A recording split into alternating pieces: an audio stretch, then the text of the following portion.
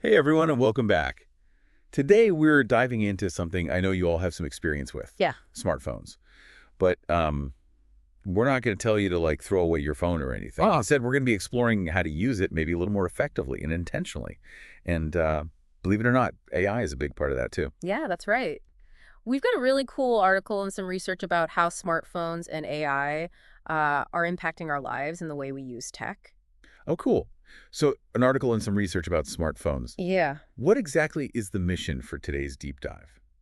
So I think the goal today is to uncover some surprising insights about how we use our phones. We'll look at, what the science says about how it affects our brains, Hmm. and then we'll explore the different categories of how we actually use our phones, and then connect all of that to the rising influence of AI. Okay, so using it intentionally, but also thinking about AI. Yeah, it's all about understanding how to leverage these tools without letting them control us. Okay, I'm in.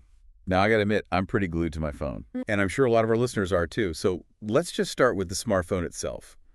I remember when they first came out, it felt like this huge leap forward. Totally. Like, think back to the early 2000s, those first Blackberries and then the iPhone and the Android phones. Right. It was a totally new era. Like, even just Google Oh Maps my gosh, yeah. revolutionized how we navigate the world. I remember thinking oh my gosh, I will never get lost again. Right. It was amazing. And it wasn't just maps, right? We suddenly had information and connection and all these productivity tools just right there in our pocket. In your pocket. It was amazing. It was really empowering. It felt empowering. But as with any powerful tool, there's always a flip side. Oh. While smartphones offered all this incredible potential, they also opened the door to what we now call the attention economy. The attention economy. Okay, that sounds kind of ominous. Yeah. What does that even mean? Well, think about it. Like, how many times have you opened Instagram just to check one thing and then suddenly an hour's gone by? Oh gosh, way too many. Right. That's the attention economy at work. Companies design these platforms like social media, games, Yeah. to be as addictive as possible. Their business model relies on keeping you hooked to your screen. Okay, that's a little scary. Yeah. So it's not just losing time, right? Yeah. There's actual science behind how using our phones too much affects our brains. Exactly. Studies have shown that spending too much time on screens, especially for young people, can actually reduce gray matter in the brain, What? particularly in the areas responsible for impulse control and decision making, even memory. Oh, that is scary. But hold on, before we all chuck our phones in the nearest river, Uh-huh. the article that we have argues that smartphones themselves aren't the problem. Right. And it uses this analogy of a hammer. How does a hammer relate to our phone? It's actually a really good analogy. Just like a hammer can be used to build a house or cause harm, a smartphone itself isn't inherently good or bad. Yeah. It's all about how we use it. So the article highlights this 2021 study that actually found that certain types of phone use can even help with academics, Oh, really? like using learning apps or reading news on your phone. Okay, so some apps are good. Right? What about all the apps that we use for entertainment and social media? Well, the study found that using social media and games and entertainment apps was linked to poorer academic performance and even sleep problems. Hmm. And this is what leads into this framework of 3 categories of phone use that the article presents. 3 categories. Okay. I'm intrigued. Tell me more. 3 categories. Okay, I'm all ears. What are they? So the first one is what they call effectual use. And this is kind of like you're using your phone with a specific purpose in mind. You want to achieve something. Okay. Like using that language learning app, or Right. reading an article, Right. or, managing your to-do list. Yeah. It's about leveraging your phone to enhance your life in some way.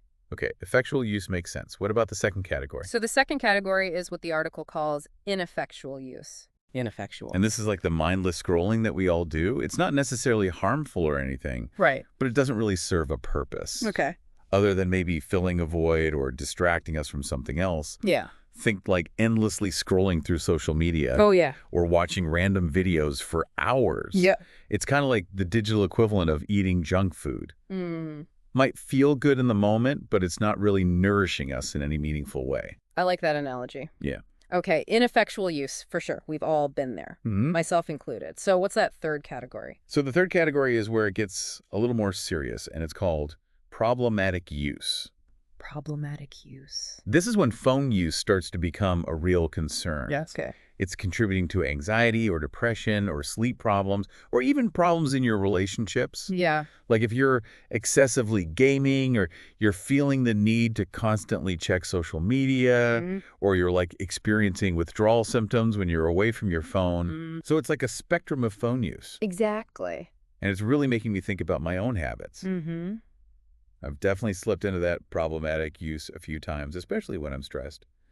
But how do we shift from those mindless, ineffectual habits Right. to more of those deliberate, effectual ones? Well, I think awareness is the first step. Just noticing how and when you're using your phone. Okay. Maybe even using one of those tracking apps that shows you how much time you're spending on different apps. Oh, yeah. It can be kind of scary to see how much time we actually spend scrolling through social media or playing games. Tracking my phone use. Honestly, that sounds kind of terrifying. It can be, yeah. But I see how it could be helpful. Right. So once we're aware of our habits, then what? Well, then it's about setting boundaries. Like maybe you decide to put your phone away during meals. Right. Or have certain tech-free zones in your house.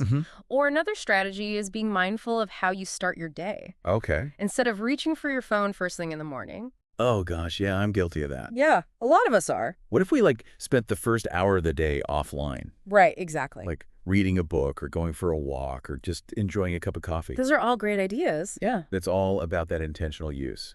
We have the power to choose how we're engaging with our phone. But it's tough, right? Like these companies are really good at making their apps addictive. Oh, yeah. It's a constant battle for our attention.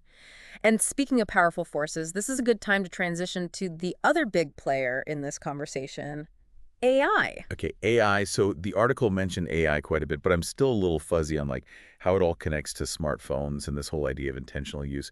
Can you help me understand the link? Absolutely. So the way we use our smartphones is evolving so rapidly as AI becomes more and more integrated into our devices and our apps. Okay. Like think about things like personalized recommendations and voice assistants. Yeah. And even those filters we use on our photos, AI is shaping our digital experience. I hadn't really thought about it like that. You're right. AI is everywhere. It really is. So it sounds like just like with smartphones, the key with AI is using it intentionally so it doesn't end up controlling us. Exactly. AI is a tool just like anything else. And can be used for good or for bad. Right. On one hand, AI can be incredibly powerful for enhancing our lives. It can help us automate tasks and make better decisions. Yeah. Even spark our creativity. Wait, AI sparking creativity. That sounds a little counterintuitive. Yeah, well, imagine using an AI writing tool to help you brainstorm ideas for a project. Or using an AI image generator to create visuals for a presentation. Oh, God. AI can be a fantastic partner in the creative process. It helps us push beyond our usual boundaries and explore new possibilities. I'm starting to see how AI can be a real asset. Yeah.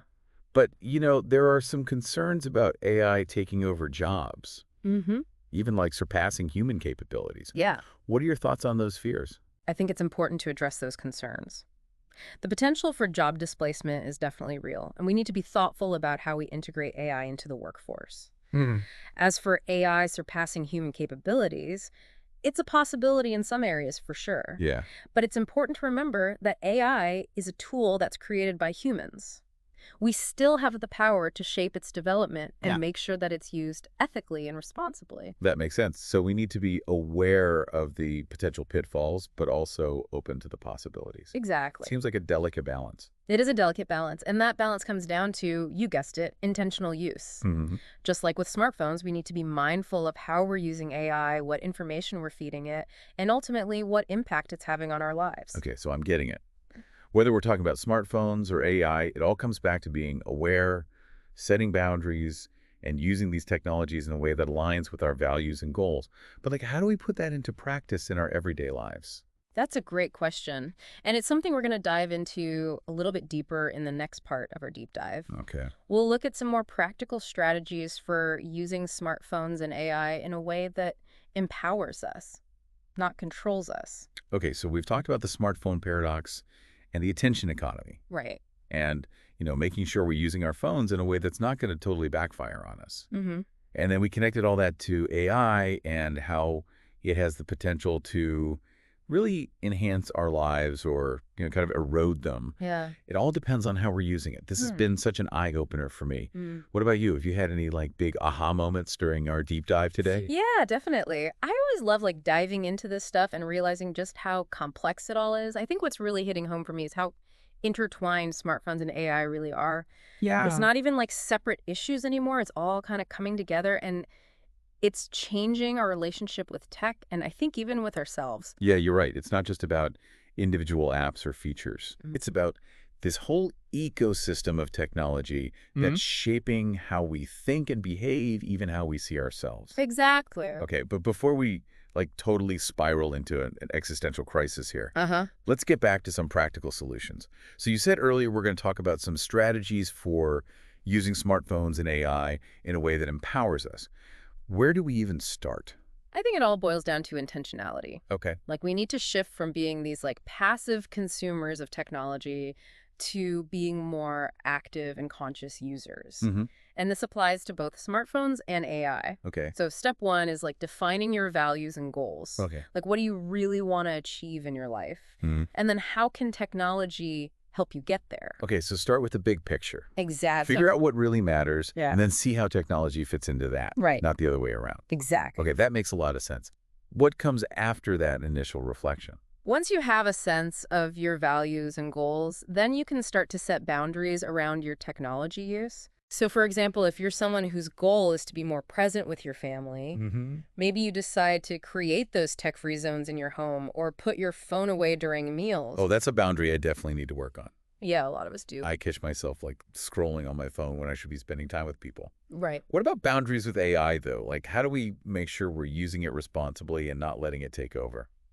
I think the key is remembering that AI is just a tool, just Mhm. like any other tool, and it has its limitations. Right. We need to be critical of the information it's giving us Yeah. and be aware of any potential biases and always double check what it's telling us. Oh. Don't just blindly trust what an AI system is saying. Think of it more like a helpful assistant, Mm-hmm. not some infallible oracle. Oh, I love that. A helpful assistant, Yeah, not an infallible oracle. exactly. It reminds us that we're still in control. Right? We get to choose how we use AI and when we use it, and when to step back and use our own brains. Oh. Exactly. And here's another thing, too. Just as we need to be mindful of how we're using AI, we also need to be aware of how AI is being used on us. What do you mean? Well, companies are using AI to personalize our experiences online, like, Right. everything from the ads that we see to the news articles that we read. It's good to be aware of those algorithms and how they might be shaping our perceptions of things. Yeah. It's a little creepy sometimes. Like, are we living in these filter bubbles where we're only seeing information that agrees with what we already think? It's definitely a risk. How do we, like, break out of that and make sure we're seeing all sides of the story? It's about seeking out diverse sources of information, Okay. challenging your own assumptions, being willing to engage with different points of view, even if you disagree with them. Yeah, it's easy to just stay in our little comfort zones. It is. But I think that's where the real learning happens. Yeah, definitely. When we're willing to look at things from different angles. Right. It comes back to critical thinking. We can't just passively absorb all this information, especially with all this AI-generated content out there. We have to actively evaluate what we're seeing and question it and form our own opinions. Yeah, this whole conversation has really been a great reminder that technology really is a reflection of us. It is. Whether we're talking It about is. smartphones or AI, it can be used for good or it can be a major distraction. Right. It can even be harmful. It all comes down to our choices. I think that's a great way to put it. It's not about rejecting technology. Right. It's about using it consciously and thoughtfully and making sure it aligns with what we value and what we want to achieve. Okay, so as we wrap up our deep dive into smartphones, AI, and intentional tech use, what's like the one key takeaway you want our listeners to remember? I think the most important thing is just to be aware. Okay. Be aware of how you're using your phone. Be aware of the influence of AI. And just be aware of the choices you're making every day with all this technology around us. Mm-hmm. Knowledge is power. And the more we understand about these technologies, the better we'll be able to use them in a way that makes our lives better. That's a great point. Thank you so much for joining us on this deep dive. We hope you all learned a lot today and feel empowered to navigate the world of technology intentionally and with awareness. Until next time, stay curious and stay connected in the real world.